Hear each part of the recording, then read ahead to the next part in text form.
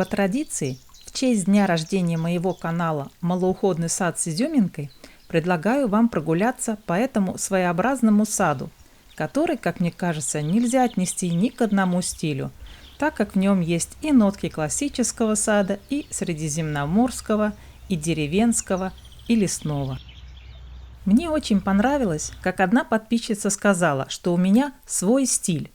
Да, именно, у меня свой стиль. Пусть немного смешанный, но мой.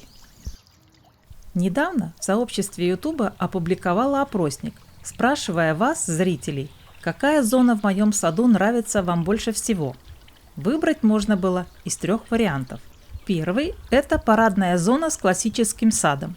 Сюда входит беседка с большой клумбой, замульчированной сосновой корой, мелким прудом, а также клумбы-двойняшки с хвойными, спиреями и штамбовыми розами. Второй – это средиземноморский сад.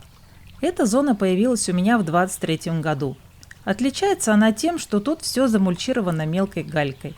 Посажены малоуходные растения, в основном хвойные, а также множество почвопокровных и несколько кустиков лаванды, которых ранее не было в моем саду. И третий – это теневая зона в деревенском стиле. Вернее, как название отдельного видео в стиле «в деревне у бабушки». К этому же варианту я отнесла и лесной уголок.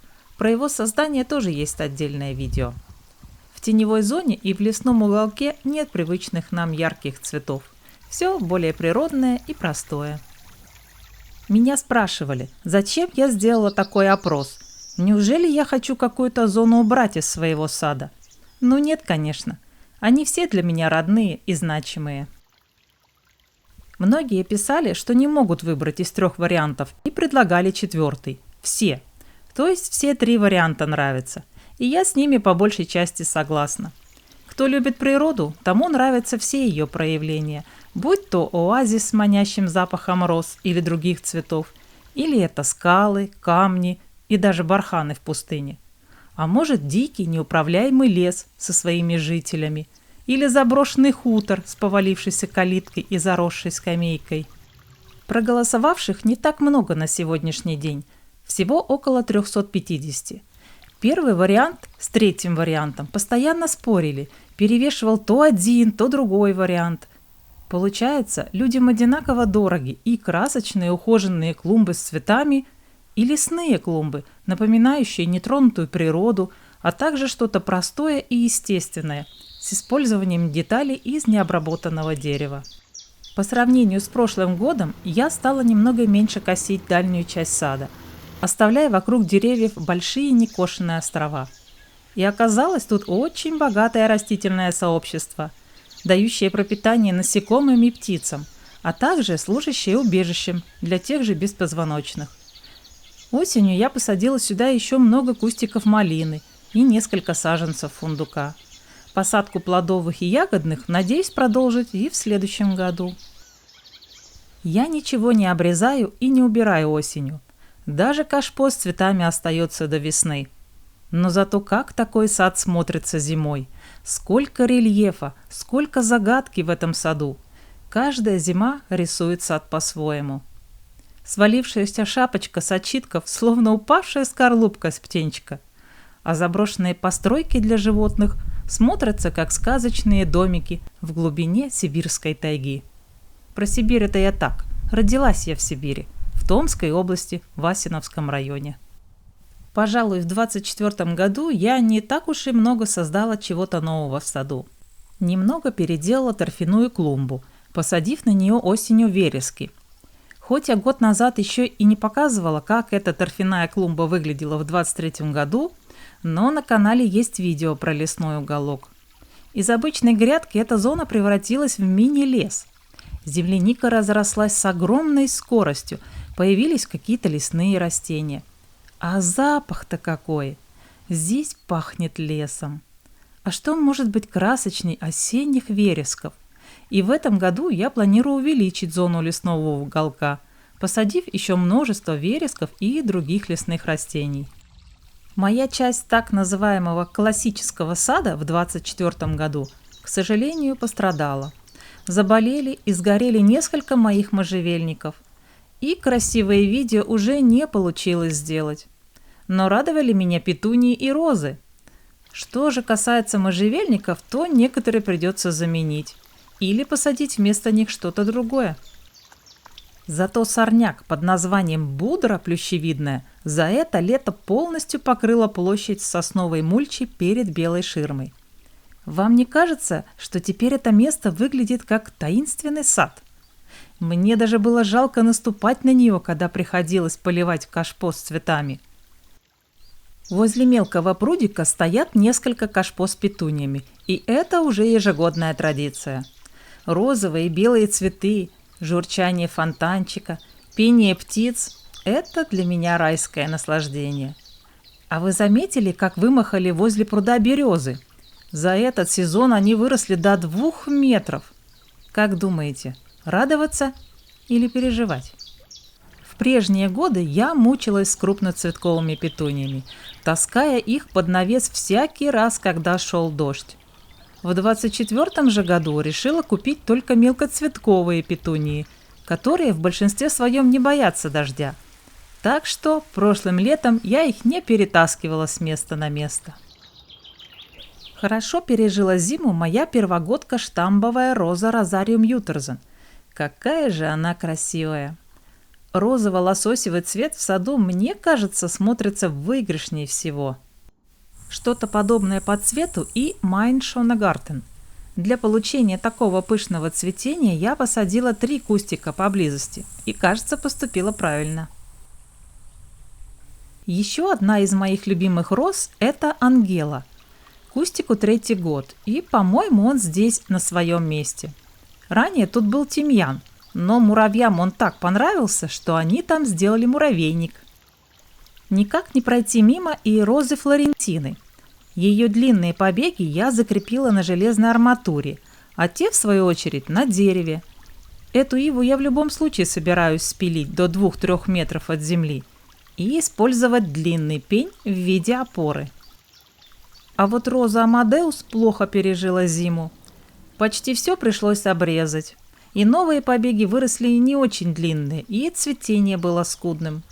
Вместо деревянной опоры я сделала опору из железной арматуры, а поперечные палки использовала старые. А вот розы Black Forest Rose и Аспирин на клумбах-двойняшках меня окончательно разочаровали. Мне хотелось видеть эти клумбы всегда красивыми, а плохо перезимовавшие розы клумбу уж точно не украшали. Благо рядом я поставила кашпо с петуниями, и неопрятные розы было не так видно. Ну а палочки-выручалочки – это неубиваемые спиреи. Вот они-то меня никогда не подводили, не болели и не погибали. И об этом я рассказывала в видео «Экономия и красота. Спиреи как лучшие растения для сада с малым бюджетом». А больше всего меня порадовал мой 2-летний проект тенистого сада. Вы уже видели видео под названием «Теневая зона сада в стиле «В деревне у бабушки». Что может быть роднее для нас, чем детство? Мне мой тенистый сад напоминает образы из моего детства. Пусть в данном случае он приукрашен, ведь это все-таки декоративный сад. Можно сказать, что создание такого уголка и не требует затрат вовсе.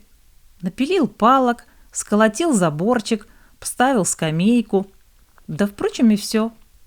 И я бы сказала, что это самая декоративная часть сада зимой, когда из-под снега видна лавочка и маленький заборчик. Хоть я и не люблю осень, но в 24 году она у нас была золотая. То есть не дождливая, а сухая и солнечная. Поэтому и листья на деревьях не коричневели, а желтели. Даже собирать такие листья осенью приятно. И это не труд, а радость для меня. На каменной клумбе я позволила вырасти многим березам, и теперь их пожелтевшие листья придают особый шарм этому средиземноморскому саду. Вернемся, пожалуй, в лето. Одну из ив перед домом спилила до уровня пня и использовала этот пень как подставку для кашпо с петуниями. На каменной клумбе я спилила иву на высоту 2 метров, и хотелось бы в этом году пустить по ней, скажем, клематис. Надеюсь, вам понравятся мои новые растения в саду. а именно котовники лавандового цвета. Используя эти очаровательные и супер долго цветущие многолетники, я создала пару интересных композиций. Но увидеть их во всей красе вы сможете только летом 2025 года. Зато было уже видео на канале о шалфеях и спиреях на созданной новой клумбе. Эта клумба тоже не в своей лучшей форме пока, ведь цветение шалфея мы так и не увидели. А спиреи были еще маленькими, и до пышных кустиков им предстоит расти как минимум год-два. Надеюсь, что в этом году солнечные желтые розы меня не подведут, хорошо перезимуют и будут обильно цвести. А спиреи будут выгодно залезать на ограждения из палок и чурок, воздушно свисая своими побегами над газоном. И если сейчас ограждение клумбы смотрится не очень естественно, то как только разрастутся спиреи и частично покроют своими побегами в землю вбитые чурки, эта клумба приобретет совсем другой неожиданный вид. Во всяком случае, я на это надеюсь. Еще в планах на этот год у меня преобразовать 2-3 зоны и создать 3 новые. Да и большой пруд хочется наконец доделать. Но осилю ли я все это? Особенно пугает меня объем камней, который предстоит перетащить к пруду. Но без большого количества камней пруд я закончить не смогу.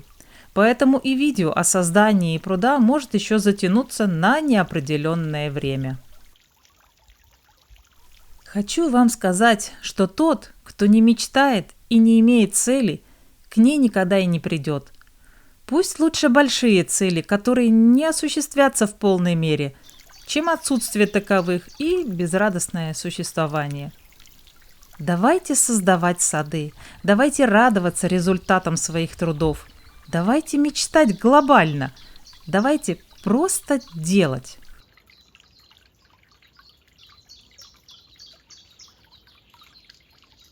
А есть среди вас те, кто может угадать, какие 3 зоны, то есть хотя бы где эти зоны я собираюсь создать в 2025 году?